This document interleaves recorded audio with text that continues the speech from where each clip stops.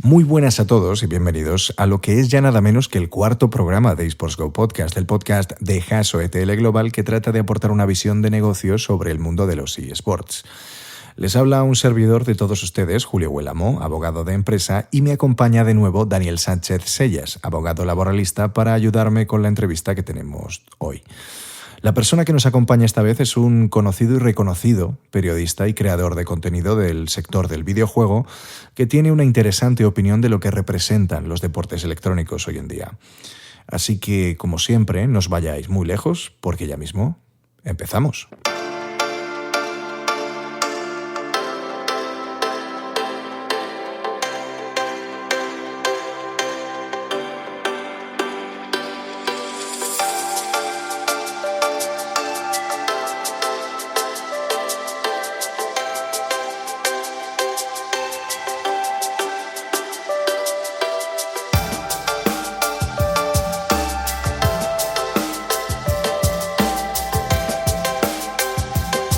Bienvenidos a eSports Go Podcast, el podcast de Haso ETL Global sobre eSports. Pues hoy nos acompaña un licenciado en periodismo por la Universidad Complutense de Madrid, alguien que ha trabajado en medios como Eurogamer, Mundo Gamers, IGN España, tiene su propio programa o ha tenido su propio programa llamado Domin Gamers, ha escrito un libro titulado El videojuego a través de David Cage, y ahora está a punto de publicar un cómic titulado Protagonista. Además, tiene más de 460.000 suscriptores en su canal de YouTube.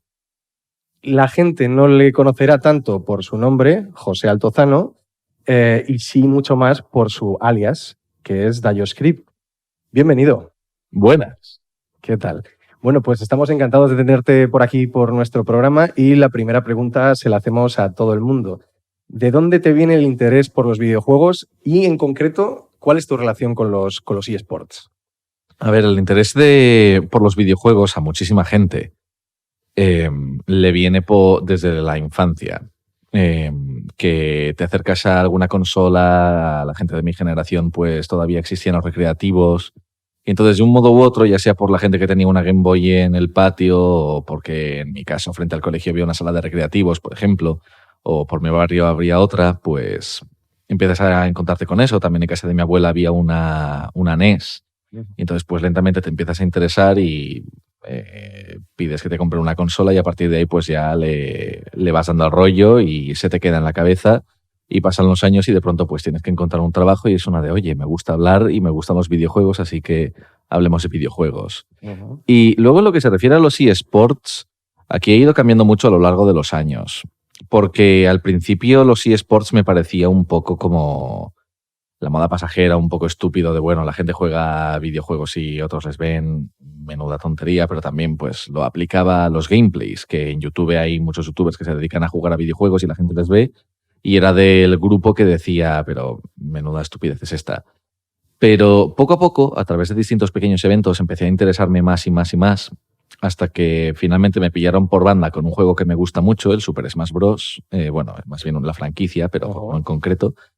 Y empecé a ver partidas y tal, y cuando me quise dar cuenta, pues estaba siguiendo a jugadores, estaba viendo distintos torneos y ya pues como que estaba mucho más abierto a la experiencia del eSport. Uh-huh. Y bueno, ya que has sido además periodista durante bastante tiempo, has escrito en medios, ¿tú cuál crees que es la percepción que hay dentro del sector del periodismo especializado respecto del fenómeno de los eSports a día de hoy? Yo creo que igual que en mi caso ha ido cambiando con el tiempo, porque supongo que muchísima gente cuando nacieron los eSports lo verían como algo marginal de, bueno, pues son cinco tíos que están por ahí jugando al Doom y echándose premios y ya está. Y conforme se ha ido convirtiendo en un fenómeno, también hay que tener en cuenta que hay muchos hechos ajenos al videojuego. Los periodistas de videojuegos no comprendemos en el sentido de abarcar absolutamente todo el medio. Por ejemplo, Roblox es una comunidad que genera millones, pero eso no interesa a la prensa del videojuego.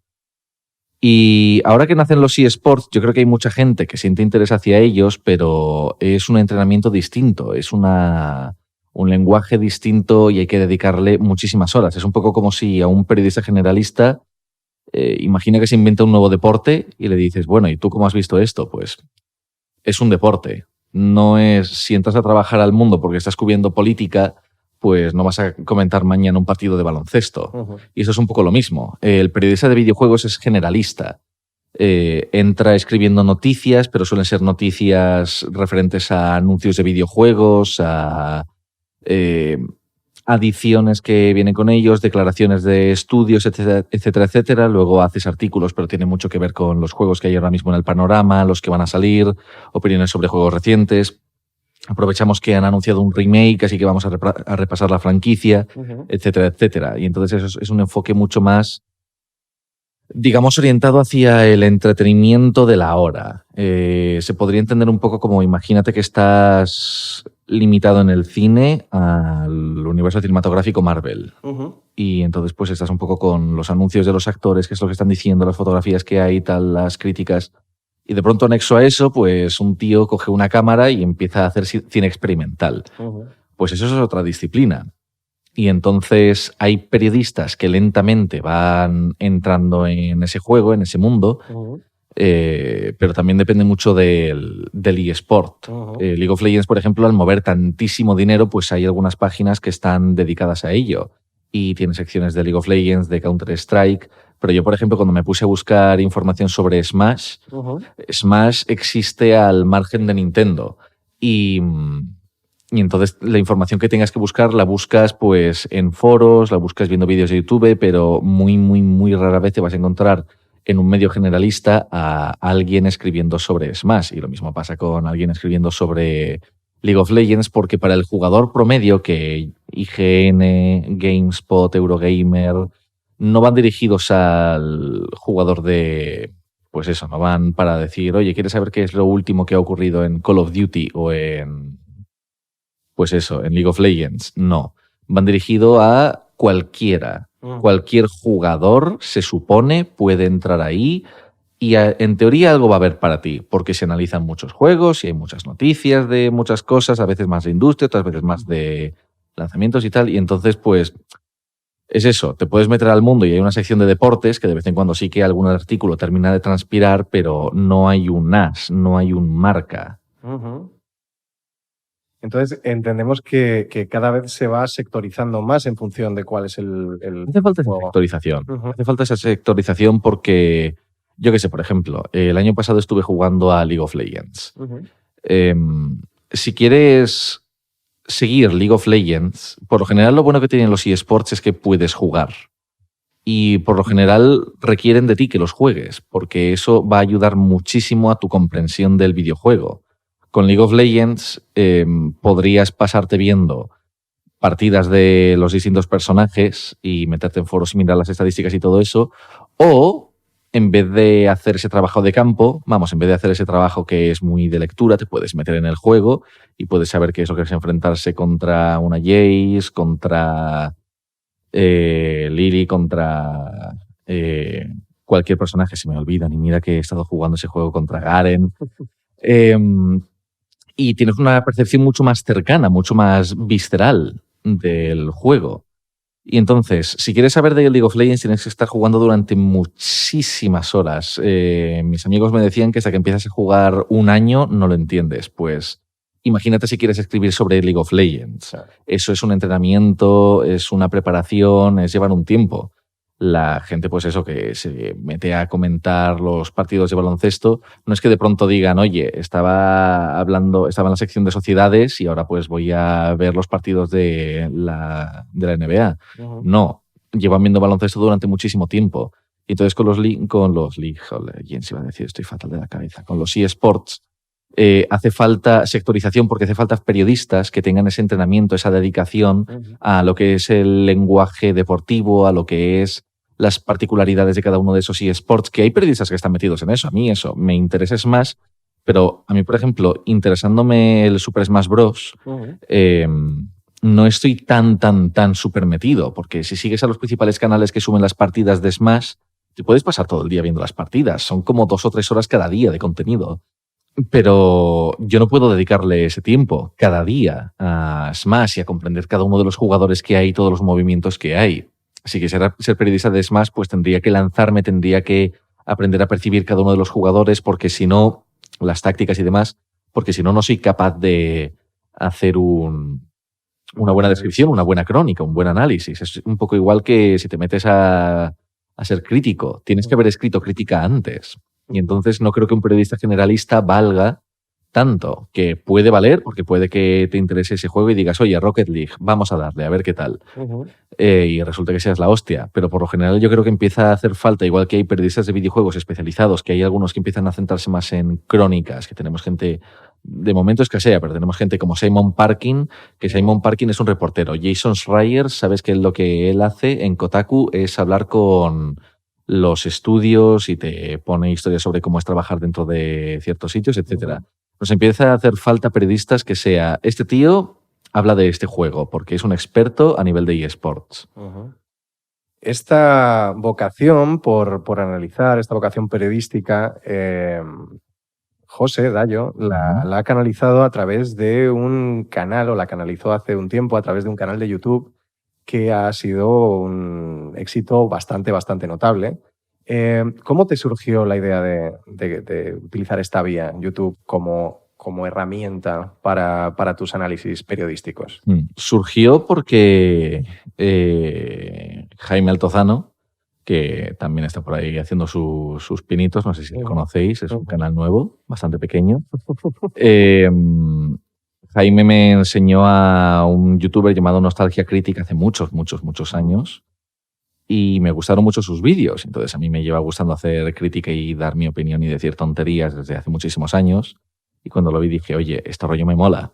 Y al final pues me acabé metiendo a videojuegos porque veía que era lo más fácil de comentar sin que me tumbaran el canal. En el sentido de que, puesto que ya estaba trabajando a nivel profesional como periodista de videojuegos, pues quería que el canal fuera de cine, pero es imposible conseguir una película en buena calidad que esté en cartelera y además si subes el vídeo te lo tiran de inmediato. Así que dije, pues venga, videojuegos y lo comento a mi manera, en vez de limitado por las constricciones de la prensa tradicional que era como estaba escribiendo en GamePro TV.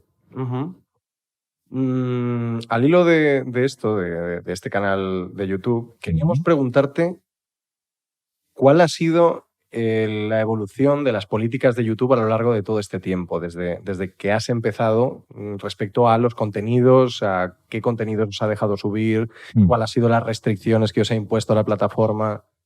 A ver, en general todo esto se puede resumir con que YouTube era un hermoso campo verde, repleto de mariposas, flores y ciervos dando saltos. Y de pronto han ido llegando progresivamente las compañías con sus bulldozers y han empezado a construir ahí y a echar a todos los animalicos que estaban haciendo que todo esto fuera divertido y gracioso. Y entonces, en mi caso, YouTube cuando yo llegué ya estaba más o menos desarrollado, ya había políticas de reconocimiento de contenido por derechos de autor, etcétera, etcétera.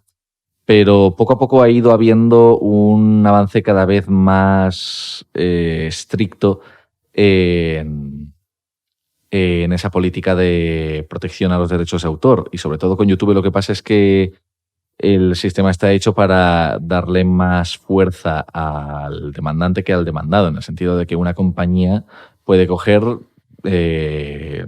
hacerme una reclamación por copyright a un vídeo y si resulta que la reclamación se ha hecho sin fundamento, no le pasa nada. Pero como a mí la reclamación me pilla y me meten a un strike, me dejan tiritando. Y entonces, pues eso ha ido cambiando y también en base a sucesivas polémicas, PewDiePie con chistes antisemitas, ya ni recuerdo si es Logan Paul o Jake Paul en el bosque de los suicidios y cosas maravillosas de ese estilo, pues se han ido retirando anunciantes, ha sido más difícil ganar dinero en YouTube. Y entonces, claro, te encuentras con gente arcaica que estaba ahí en 2007, 2008 y es que en aquella época con 100.000 subs eras millonario. Con 100.000 subs tenías para, vamos, yo me acuerdo Dross, que es como uno de los primeros grandes youtubers en español, tendría eso, 100 y poco mil suscriptores y era un fenómeno. Y el tío se pudo mudar, pillarse una casa y vivir de putísima madre. Ahora tienes 100.000 seguidores y es como, bueno, es un buen comienzo, pero estás en la serie C. ¿Y cómo ha ido evolucionando este concepto del CPM a la hora de poder calcular todos los ingresos a lo largo de o digamos, el ratio de monetización de cada vídeo? ¿Cuál ha sido su evolución desde que empezaste hasta ahora? Llega un punto en el cual ya ni siquiera sé de qué va esto. Ya no sé exactamente cómo se gana dinero, pero según tengo entendido, esto va por cada anuncio que salte, gana un poquitín. Así que la táctica que utiliza muchísima gente es meter 5 anuncios en sus vídeos y así ganas 5 veces más. Lo cual, oye, no está nada mal. Pero yo soy tonto y meto como 2 o 3 en un vídeo. Y el primero está al principio y luego los otros 2 están separados por muchos minutos. Pero eso depende del país. Hay algunos países que te dan más y otros que te dan menos, pero vamos, yo recuerdo hace años, te estoy hablando de 2013, que una visita de Estados Unidos era por cada 1.000, $18. Y en España no recuerdo si era la mitad o menos. ¿Tienes algún tipo, o el creador de contenido, tiene algún tipo de control sobre sus propios anunciantes o son los anunciantes los que solicitan determinado tipo de vídeos? ¿Te estás refiriendo a patrocinios o a los anuncios que aparecen antes? A los anuncios que aparecen antes. Los anuncios que aparecen antes son de Google. Ajá. Y entonces lo que hace Google es, utilizando el AdSense, como Google nos controla a todos y sabe dónde vivimos y en qué páginas buscamos el porno, pues Google se fija en nuestras búsquedas y en base a eso construye una batería de anuncios hecha específicamente para ti. Y entonces, si tú te fijas en los anuncios que te salen a ti, que le sale a un amigo y a otra persona, pues van a ser totalmente distintos. Eso no se decide. Y eso, de hecho, ha sido lo que ha causado que haya habido estas polémicas, porque había gente que no quería que aparecieran sus vídeos, sus anuncios, en un vídeo que luego aparece, Jake Paul o Logan Paul en el bosque de los suicidios. No quería que estuviera Coca-Cola diciendo disfruta de la vida y de inmediato, oye, que hay un tío ahorcado ahí. Y por eso se retiraron los anuncios, porque no hay control sobre eso, lo maneja un algoritmo. Sí, además, a colación del algoritmo, últimamente se ha hablado mucho de la nueva directiva de copyright y del famoso artículo 11, que efectivamente deja en manos poco menos que de un algoritmo la automatización de cómo se fiscalizan esos contenidos. Y quería preguntarte cómo notas tú el pulso de la comunidad de creación de contenido en YouTube respecto de esta nueva realidad que puede que se abra paso dentro de poco. ¿En qué sentido el pulso? ¿Cómo está reaccionando la gente o qué esfuerzos están...? Mal. Mal, estamos todos fatal. Es decir, todo este rollo con los anuncios y la defensa de derechos de autor y demás, en parte se debe a Viacom, que es una de las grandes compañías, una de las grandes productoras del mundo, que llegó y dijo, oye, nos gusta que esté nuestra mierda aquí, así que YouTube o os ponéis las pilas o os vamos a meter un puro que os cagáis. Y entonces YouTube cambió sus políticas y en base a eso pues nos jodió a todos. Y ahora el artículo 11, hay muchísima gente que está diciendo no, que esto es una defensa de vuestros derechos, que vais a poder hacer reclamaciones y mierdas del estilo. Y a ver, seguro que hay alguna cosa que al final nos conviene, pero históricamente, viendo los cambios que ha hecho Google a YouTube, dudo bastante que la aplicación del artículo 11 nos salga bien a nosotros. Yo creo que lo que hará será que me seguirán llegando todavía más notificaciones de que me han desmonetizado un vídeo porque puse una canción o porque puse la imagen de una película. Por suerte o por desgracia, me llegan la mayoría de reclamaciones de canciones que puse, pero en vídeos de hace 5 años que la puse en plan de, voy a poner 10 segundos de esta canción, ese vídeo ya no lo cobro. Nada, ni un solo céntimo. Y yo, pues, como entenderás, soy increíblemente feliz por eso. Y la noticia de que el artículo 11 vaya a venir aquí a defender los derechos de autor suena fatal, porque los derechos de autor no van a defenderme a mí, va a defender a la dueña de los derechos de autor que tiene millones de dólares para pagar a abogados y a todo lo que le haga falta, y entonces pues nosotros lo vamos a ver peor y a ver cómo evoluciona esto, a ver si dentro de... Yo ya, por ejemplo, intento no poner música con copyright y cuando la pongo lo hago muy conscientemente de, mira, lo hago porque quiero, porque hace falta para este vídeo y me arriesgo a no cobrar por este vídeo, porque es que lo más probable es que si no es hoy, cuando sea, porque YouTube no tiene un límite. Puede llegarme una reclamación de mi primer vídeo que lo subí en octubre de 2012 y me pueden llegar mañana y decirme, nos hemos dado cuenta de esto, ya no cobras pasta. Y yo, de acuerdo, subí ese vídeo hace ya casi 7 años y no puedo cambiarlo a estas alturas, pero adelante, toma mi dinero. Y entonces pues estamos asustados por eso, porque nunca ha ocurrido que YouTube haya hecho un cambio que nos haya favorecido a los creadores y por eso hay mucha gente que se está largando a Twitch. En relación con el tema de Twitch que tú mismo has comentado, ¿qué ventajas os ofrece a los creadores de contenido de Twitch con respecto a YouTube? A ver, Twitch lo que tiene es que, en primer lugar, te lo puedes tomar con bastante más calma. En mi caso, yo los vídeos que hago son vídeos muy preparados. Y entonces tengo que pasarme mucho tiempo escribiendo, editando, etc. Sin embargo, con Twitch hay una separación cero con el público. No tiene que... Eres tú frente a la cámara, frente a tu audiencia. Y hay una inmediatez con ellos. Y entonces, en cualquier momento, ahora mismo podría plantar la cámara en la mesa, abrir directo y ahí estaríamos. Y eso te da mucha conveniencia porque te da mucha libertad. Yo puedo hacer directos y he hecho directos cocinando, paseando por la calle mientras estaba de viaje, haciendo cualquier cosa. Hago directos mientras juego al rol y también cuando juego a videojuegos, pues estoy ahí haciendo directo. Y entonces es como una forma de desconectar y tienes además a la gente al lado de inmediato que está reaccionando a todo lo que haces con ellos. Así que tienes un trato muy, muy próximo con tu comunidad. Y luego ya hablando más en términos de trabajo, digamos, y de salario, pues Twitch paga bastante mejor. Es decir, en Twitch no sé cuántos seguidores tengo, pero no tengo tantos como en YouTube y de media me ven... Cada directo que hago puede haber 400, 500 personas viéndome, más o menos. Y aún así, con eso gano más que en YouTube. Porque en Twitch ganas más por los anuncios y ganas dinero por cada suscripción. Porque en Twitch te pueden seguir, que eso significa que cuando abres directo la gente recibe una notificación y se pueden suscribir, que eso es que te pagan 5 euros al mes y a cambio ellos pues reciben algunas bonificaciones. Y eso te permite ganar un salario bastante mejor haciendo algo que es mucho más relajado y mucho más libre. Además de esa migración que ha habido, esa diáspora que ha habido un poco a Twitch, muchos de los creadores de contenido han encontrado una vía en Patreon, muchos de los creadores de contenido con menos repercusión, grandes números, vamos a decir, que los grandes youtubers, han encontrado en Patreon una herramienta, una forma de poder también, digamos, fidelizar a su comunidad y, bueno, y encontrar también una vía alternativa para una financiación, ¿por qué no decirlo? Cuéntanos un poco cómo va el modelo de Patreon y por qué has encontrado que es algo que funciona para ti.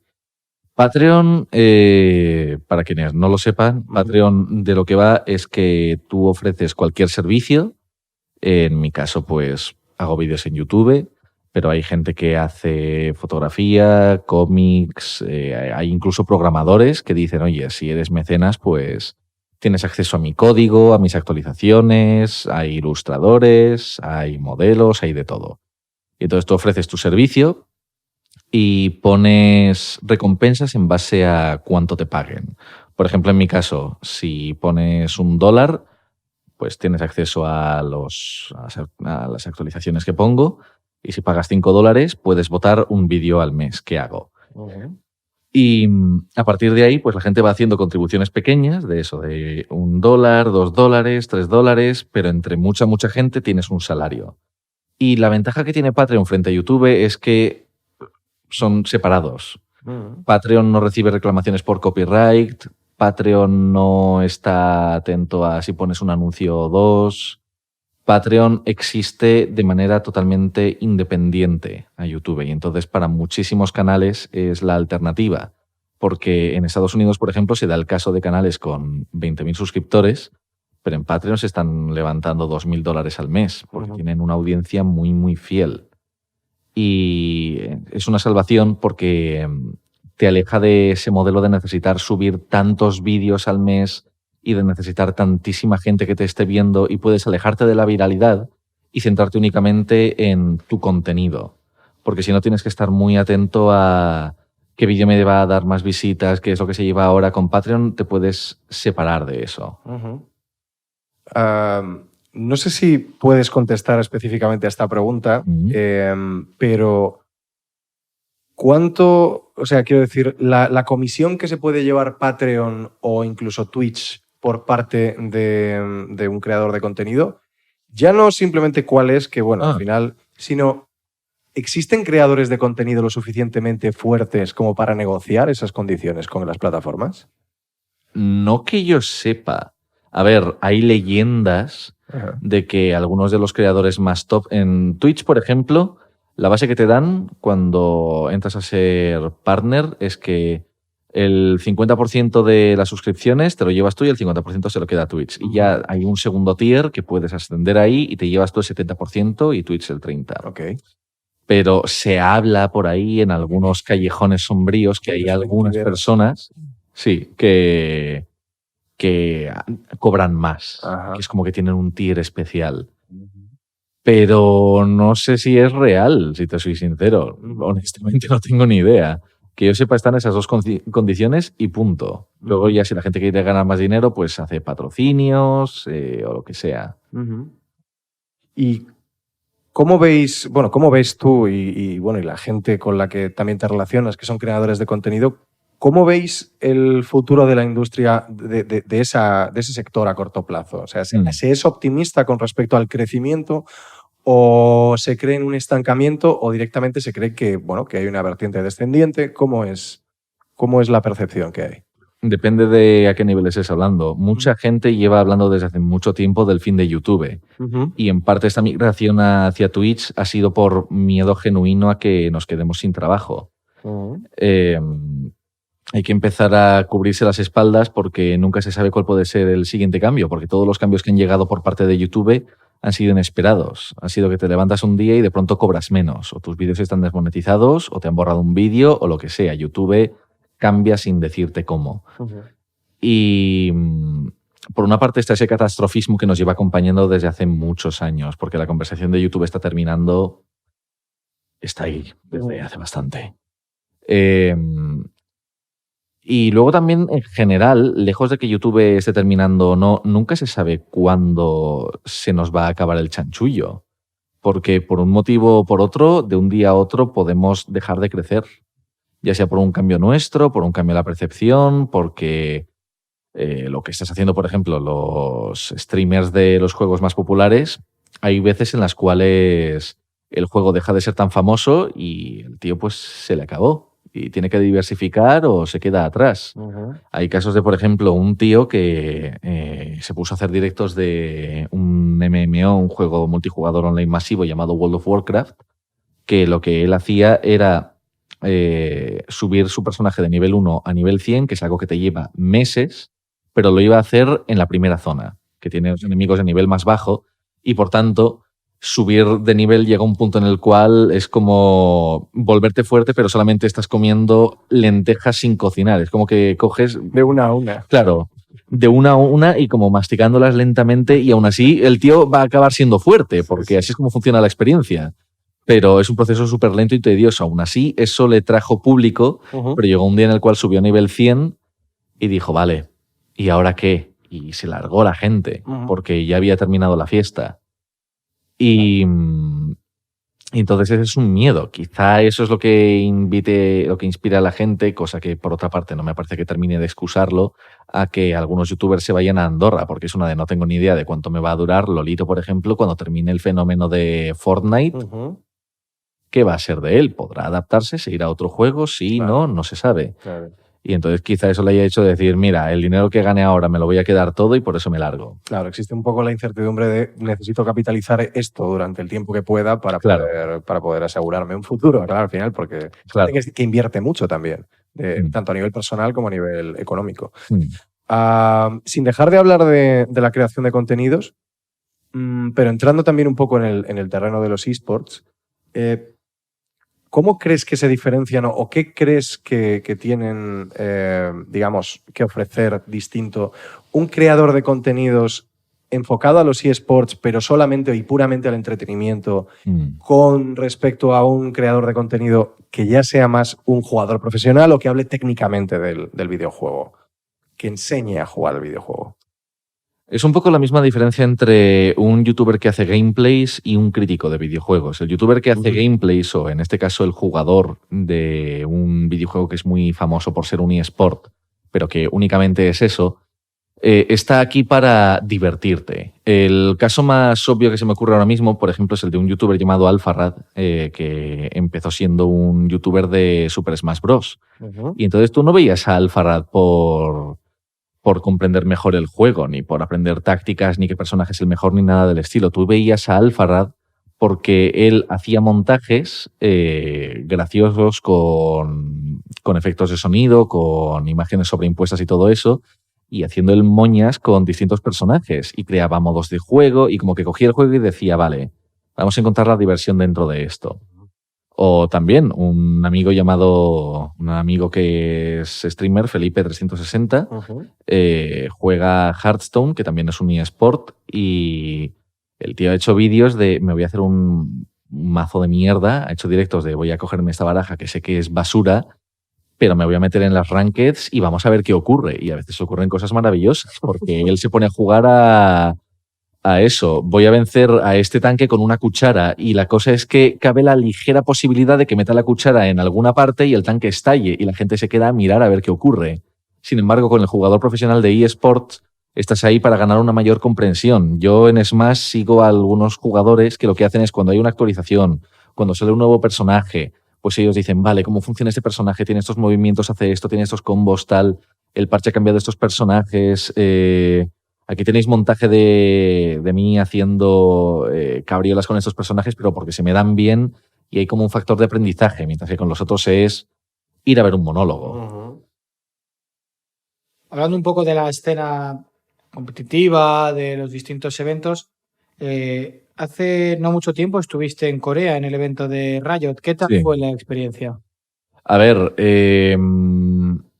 a nivel personal yo es que no llevo tantísimo tiempo viendo League of Legends, y ya después de haberlo intentado el juego pues me ha dado la patada y yo he dicho, hasta luego, muy buenas. Ya hay otros juegos en los cuales tiraré mis horas. Pero el evento, desde luego, se ve que en Corea League of Legends es un fenómeno al nivel que aquí es el fútbol, que los jugadores son estrellas de rock y les persiguen por la calle, les tiran flores y todas esas mierdas. Y se nota en el despliegue de medios que hay, que querían que fuera todo muy bombástico, con canciones en vivo, tambores gigantescos, una pantalla en la cual se veían personajes digitales proyectados en la realidad. Se nota que ahí hay una inversión muy, muy grande. Y no sé, se nota la cultura que hay ahí del videojuego. En Corea hay cibercafés todavía, y algunos de ellos están dedicados a League of Legends. Fuimos a un cibercafé que estaba específicamente como hecho por Riot Games, súper oficial de League of Legends, y te metías ahí y había ordenadores de gama altísima, con teclados estos resplandecientes con arcoiris y tal, y distintos servicios para pedir comida, bebida y todo eso, de tal manera que la gente podía pasarse ahí días si hacía falta. Y de hecho hay varias noticias de gente que se ha pasado 3 días dentro de un cibercafé. Así que también es eso, el fenómeno de League of Legends y de los eSports en general en Corea del Sur es un mundo aparte. ¿Y te has parado a pensar por qué puede suceder eso? O sea, ¿de dónde viene ese caldo de cultivo para que allí los eSports sean tan grandes? Depende. No conozco la historia de Corea a nivel sociocultural en tantísima profundidad, pero sí que sé, por ejemplo, que en Corea, a nivel histórico, hubo, por los conflictos que han tenido con China y Japón, hubo un baneo, una prohibición de importar productos japoneses. Y entonces la consola que, digamos, resucitó el videojuego a nivel internacional fue la NES de Nintendo. Nintendo es japonesa, así que Corea se pierde Nintendo. Sin embargo, los juegos de ordenador no eran japoneses, eran estadounidenses. Así que ellos tenían juegos de ordenador Y un día descubrieron StarCraft y como ahí tenían cibercafés porque la gente en Corea tenía menor salario y por tanto no se podía permitir un videojuego, pero sí se podía permitir un cibercafé, de pronto descubre StarCraft y es una de hostias. Esto sí lo puedo jugar. Y entonces, a partir de ahí se formó una cultura y en Corea del Sur nacen los eSports, pero yo creo que es por eso. Creo que es porque no se podían permitir un ordenador de alta gama y no se podían permitir una consola porque, en primer lugar, no había consolas. Las consolas en esa época las hacía Sega, Nintendo y Sony, que eran las 3 japonesas, así que no iban a llegar a Seúl y, por tanto, era ordenadores o nada. ¿No tienes dinero para ordenadores? Te vas a un cibercafé. Y ahí en el cibercafé te conoces con muchas otras personas. Eso crea un ambiente de juegos multijugador, el StarCraft es multijugador, pues ya está. En Twitch, que entiendo que ahora has empezado a hacer tus primeros directos, o digamos con más intensidad, entiendo. Sí. El hecho de que la gente pueda escribir directamente en el chat, ¿crees que es un valor a la hora de generar esa sensación de inmediación con respecto a la persona que está streameando? Sí, a ver, hay gente... Hay 2 formas de verlo. Yo, por ejemplo, creo que el valor que añado, puesto que no soy muy buen jugador y tampoco soy una persona súper interesante de ver jugar porque no estoy como lanzando grandes comentarios ni nada del estilo, creo que se ve la limitada prosa que tengo ahora mismo. Yo creo que el valor que añado es estar hablando con la gente y respondiendo a sus preguntas y comentando cualquier tema que se me lance. Pero hay veces en las que lo bonito es simplemente estar ahí. Hay veces en las cuales Twitch pone episodios de Pokémon, reposiciones de Bob Ross pintando, y ahí nadie está retransmitiendo. Y sin embargo los comentarios están súper activos. Porque lo bonito entonces no es que haya alguien al otro lado comentando, sino que estás en una sala llena de gente afín, que está disfrutando de lo mismo. Entonces, en los momentos más intensos, en los momentos más estúpidos, si estás viendo a un streamer que pasa de leer los comentarios, pero aún así la caga, o si en el caso de Felipe, que él no suele leer tantísimo los comentarios, si finalmente consigue romper el tanque con una cuchara, lo has visto. Y entonces puedes participar en este momento junto a todas las otras personas que lo están viendo. Y eso también es una forma de crear comunidad, porque es la comunidad que está ahí para ver todas las cosas increíbles que pueden pasar o todas las cosas estúpidas que pueden pasar. Y yo creo que hay esas 2 posibilidades, que lo puedes ver desde la perspectiva del creador o desde la perspectiva del público. Como streamer, ¿qué relación tienes o has tenido con las marcas? ¿Alguna vez te han ofrecido algún tipo de patrocinio extraño? A ver, cuando empiezas a ser una figura más o menos relevante, hay páginas que automáticamente envían anuncios a todo el mundo al que pueden. Que páginas como GearBest, que te escribe un tío que se llama Pablo, pero te está hablando en un inglés macarrónico y el correo es chino. Y te dicen, oye, nos encantaría hacer una promoción contigo. Y tú, ya, vale, no sé cómo va a funcionar esto, pero de acuerdo. Y también de un montón de otras empresas, compañías pequeñas que te envían sus videojuegos o de apps que están empezando que te dicen, nos gustaría hacer una promoción contigo, tal. A mí me han ofrecido cosas de esas, pero siempre las he rechazado porque, por lo general, el producto que me ofrecían no me interesaba. Y entonces yo algo como el producto que yo estoy vendiendo es mi opinión y mi integridad, pues tengo que intentar que si vendo algo, la gente sepa que lo estoy vendiendo de verdad, que confío en aquello que les ofrezco. Y todavía no ha llegado el caso.